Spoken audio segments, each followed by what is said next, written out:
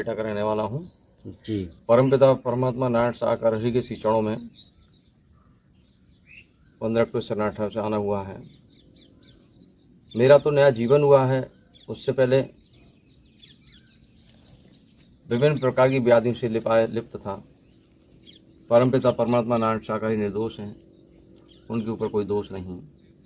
2 जुलाई 2024 की घटना को लेकर यूट्यूबरों ने तहलका मचा दिया है, गंदगी का, भ्रष्टता का, अपभ्रंश भाषा का।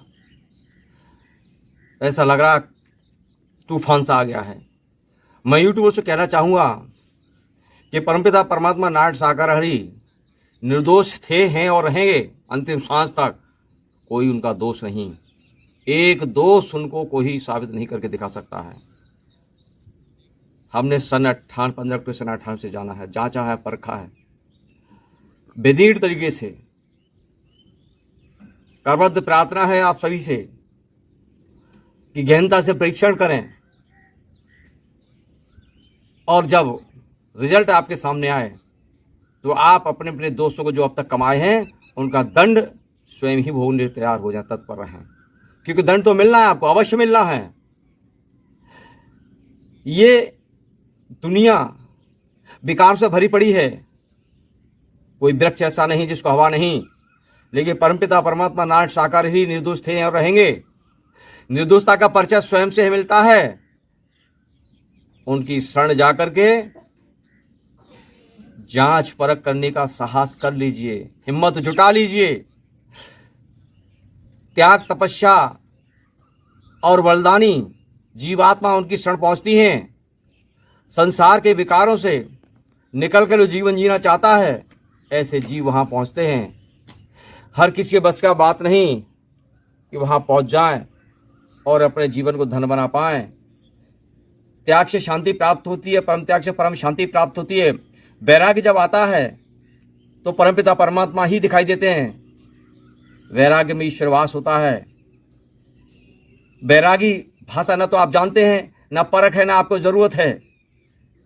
जिन जिन भाषा को आपने इस्तेमाल किया है, ये भाषाएं आपको ही खाने वाली हैं, आपको ही खा जाएंगी। सामने वाला पे इनका कोनो प्रभाव नहीं पड़ने वाला है। जो संसार में जैसा जो बोता है वैसा उसको काटना पड़ता है। आज नहीं तो निश्चकल, करने का फल दूर नहीं, सबको भोगना पड़ता है, जल्दी भोगना पड़ता है। आज नहीं तो निश्चकल। गीता के संदेश में विभिन्न प्रकार से आया है। परमपिता परमात्मा नारायण साकार हरि हमारा ध्यान उन धर्मशास्त्रों की ओर अग्रसर कराते हैं, संविधान की तरफ अग्रसर कराते हैं, लेकिन हम संविधान के अंतर्गत जो भाषा उससे भटकते हुए नजर आ रहे हैं। और संसारी धर्मशास्त्रों को तो हमने उठा के ही रख दिया है, केवल सिर्फ कहने मात्र के लिए रह गए। आप उन पर पठन पाठन नहीं करते, उस पर चलते भी नहीं। पता नहीं कहाँ से आपको ये सब भाषा सीखने को मिली है। पढ़े लिखे हैं भी हैं, नहीं है नहीं, भाषा सुन करके नहीं लगता आप पढ़े लिखे हैं। एकदम गांव के जो बिल्कुल अनपढ़, अपने आप को अनपढ़ समझ, वो भी ऐसी भाषा नहीं बोलेंगे। अनपढ़ लोग भी ऐसी भाषा नहीं बोलेंगे जैसी आप लोग बोलते हैं।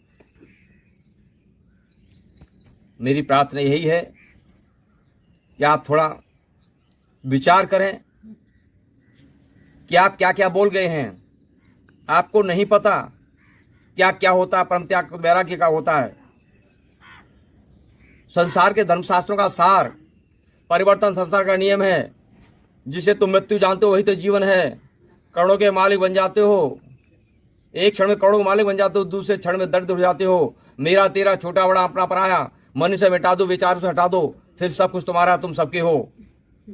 परमपिता परमात्मा ऐसे ही नियम के आधार पर हमको शिक्षा दे रहे हैं, शिक्षा बनकर दे रहे हैं। आपको कभी आवश्यकता महसूस नहीं हुई। आपके पास संसारी व्यसनों की भरमार है, लेकिन उनकी शरण में जाके शरणागत होकर जो पहुंचता है उसे पता चलता है शांति कहाँ है। शांति दाता है नारायण साकार हरि परमात्मा।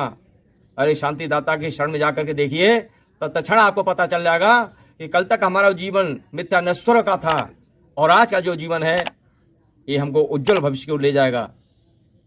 तो बंधुओं, ऐसा कुछ कीजिए जो आपकी आने वाली पीढ़ी सुखद हो जाए। आप तो जहां हैं वहां हैं, लेकिन आपकी आने वाली पीढ़ी पर आपका प्रभाव न हो, आपके कारनामों का प्रभाव न हो। नारायण साकार शरण जाकर देखिए, पता चल ही जाएगा सच्ची दुनिया कहाँ है। उनकी चरण शरण जाकर के मानवीय दृष्टिकोण के साथ जीवन यापन करने का अवसर प्राप्त होगा और सच्चाई से आप अवगत होंगे। प्रेम से बोलो पार बम परमेश्वर त्रिकालदर्शी भक्त वत्सल दीन सर्विसाकर ब्रह्म शीशम कोट को नमः असंग प्राम स्वीकार हो स्वीकार हो स्वीकार हो। सत्यनारायण शाकाहारी परमात्मा आपकी संपूर्ण ब्रह्मांड में सदा सदा के जय जयकार हो जय जयकार हो जय जय।